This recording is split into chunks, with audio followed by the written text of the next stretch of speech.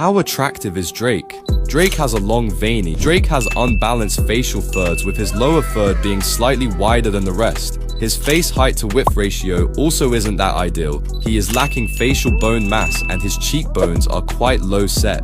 Drake has brown colored eyes with a negative canthal tilt, making him look like a cute puppy. He has very minimal upper eyelid exposure and his under eyes are healthy. However, his interocular distance is above the ideal ratio as his eyes are very spaced out.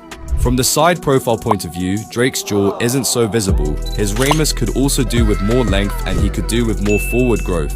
His nose, however, has somewhat of a straight shape. He has very plump lips, however his nose also slightly wide from the front, making his lip width to nose ratio not the best. He has a perfect hairline and great eyebrow thickness. Before I say his rating, you can get your own in our bio now. Overall, Drake can be considered average with a rating of 5.5 out of 10. Who should we rate next?